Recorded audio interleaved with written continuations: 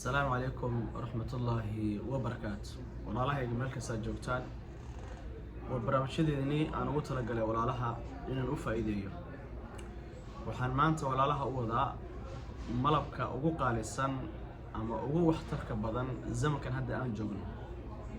ملبك أصله يقارنه سدري أما عسل سدري أما سدري هاني لو يقارنه ملبكاس oo run ahaantii meel kasta oo aan ka fiiriyo fawaa'idiisana waan arkaa qiimaha uu joogana aan arko malabku horta ilaahay baa inoo sheegay quraankiisa subhanahu wa ta'ala oo inooga warramay wuxuu rabbi kitaabkiisa qiimaha iyo qaayaha badan uu ku sheegana ogow naftaada ayuu boqolkiiba boqol u fiican yahay ilmahaagu u fiican yahay adiga waalidkaagu u fiican yahay noloshaadu u fiican yahay malabka wax badan bay walaaluhu khaasatan halkan Mareykan aan joogo wax badan bay walaaluhu waxay yiraahdeen malab saafiya xagee laga helayaa malabka run ahaantii marka ugu horeysa marka aniga aan sheegan rabo inaan soo gato ama aan rabo walaa inaan u bandhigo waa inaan horta arko wanaagiisa malabka maalweed baa dad iga soo gaday nimankeena oo dalka Yemen ka keena baa iga soo gaday walaal baan siiyay qiimihii wali baan ku soo gatay qaalib oo baan ku siiyay walaal kale haddana yimi isla kiintan soo gatay haddana waan siiyay labadiiba iyaga soconay ii yimaadeen igu yiraahdeen niyo malabkii mid kale ma heli karnaa bimacna laba ruux mid wuxuu ahaa xaaji iyo xaaskiisa midna wuxuu ahaa walaal kale Soomaaliyeed labaduba dib u soo laabteen waxay yiraahdeen malabka u baahnaa sidoo kale walaal aan jecelahay ilaahay ha barakeeyo ayaa isna gatay isla sagii haddana wuxuu keenay uu yiri dad kale ilaa ka gad malabka markaan dib u raadiyay waa malabka loo yaqaano yani sidri ama maaragtay casal sidri loo yaqaano oo runtii aad u qaaliya hadda halkan aad uga jeedaan qiimihiisa fiiri waa inta yarta ah waa 200 mg baan filay ma waa 250 mg oo u jeedaan qiimihiisa inta uu dhan yahay kuwa qaar baa 100 iyo something ka kacaya qaar baa 100 ku dhow qaar baa 100 ah waa wax yar oo rubac ka yar wuxuu qaali ugu yahayna waa waxtarkiisa sababtoo tahay marka shaygan uu qaali yahay waa shay waxtarkiisa uu aad qiimo u leeyahay khaasatan waliba malabkan waa yani biyo ka dhimcaan waxaan markaa fiiriyay meelaha aadka looga isticmaalo malabkan khaasatan wuxuu ka yimaadaa dalka Yemen maandhaweyto istaqfar maandhow yaan dheheen waa dhaxlaasa ayaa dhalinyaro waxaan la xiriiray ku xayeysiinaysa barta loo yaqaano social media dhalinyaro inta laga waxay ugu dhawaan waxaan kugu keenaa $250 ayaan kugu keenaa dalka Mareykanka gudihiisa waxaan fiirin website kale oo gada hada sida kan oo kale fiiri inta uu leeyahay malabka yarka iyo qiimaha uu leeyahay bal isku fiirso qiimihiisa iyo malabka sida uu yahay malabka horta maanta marka malabkaas waa malabka noocaasa waana malabka qiimaha leh waa malabka walaalaha Soomaaliyeed intay gateen oo waliba maaragtay maxay ahayd aniga ii yimaaday haddana soo laabtay malabkaas ayaan maanta waxaan u wada walaalaha Soomaaliyeed meel kasta joogaan malabka horta waa kan intuu yaala waa u jeedaa intaan soo dhigay horta waa organic waa u jeedaan alxamdulillah dalada waan ka bedeli doonaa hadda kan waa ku simil gaad laakiin waan ka bedeli doonaa malabka horta waa malabkaas aad u jeedaan waana malabka aad arkaysaan malabka marka muxuu u fiican yahay malabka wuxuu u fiican yahay waxyaalo fara badan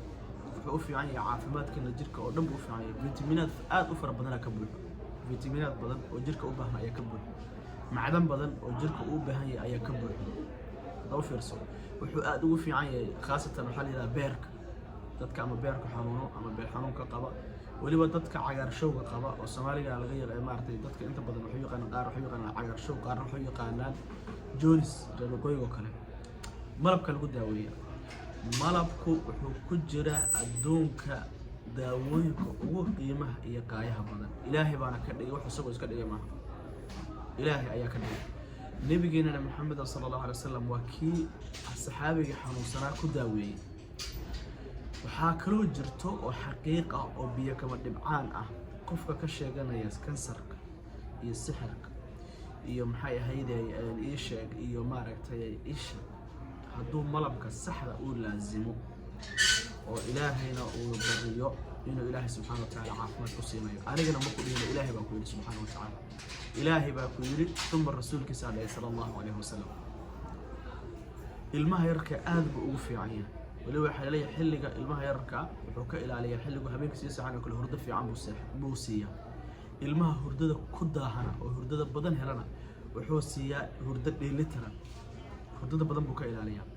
sidoo kale wuxuu ugu fiican yahay ilaahay ilmaha qufacaya maandhow taladii sheegay waa dhaxdaas maandhow dhihin hol maandhow baan dhahay cafan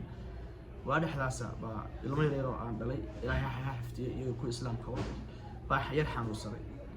dhakhtarkan ilmaha oo halkan Chicago iyo 26 iska gooyaan ku yaalo Minneapolis baan geynay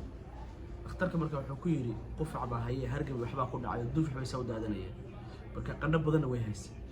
marka gabadha qaaday khayr Allah siiyo oo dareem kartaa hooyo oo ilmihiisa ka haysay way geysay marka wuxuu ku yiri dhakhtarka mataqaana liin iyo malab isku dar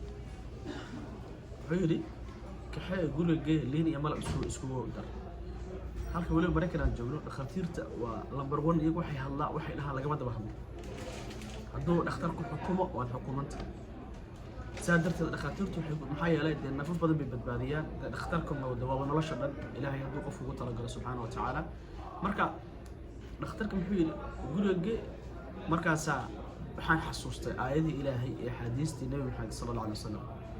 iyagoo dhakhtarkan qofkaan loo diidin oo ilmaha waliba halka Mareykanka ku nool ay laazim tahay in la geeyo dhakhtar oo xaalkiisa lala socdo haddana muxuu yiri malabsi iyo leen isku dar bal u fiirso سادرتد ملابك إلهي وسيدا أو أماني رسولك سي أماني دخاتيرت أدونك ودمنا هرمر يجوجنا أي سيدا ليه المهر هلوسي بعدين كأ أمانتو كأتكلمت حمسو جبنا يا ملابكاس ولا لها خاصة كودك استيد جو ملك سجلت وديك صدر إن شاء الله تعالى حاجة واقعي حقيقة رفيعة ما عنده ولا لك يجدنا يا حنكو يوري قيمها سيجو فنيا وكلا قال سيه qiimaha la iga soo siiyay idama qarnay $60 baa laga siiyay waxaan ku yiri $60 baa lagu yiri ku qaado qiimihii ayuu walaalkii igu siiyay shil ma saari laakiin walaalaha soo dalbanay way weydii shay way saaraya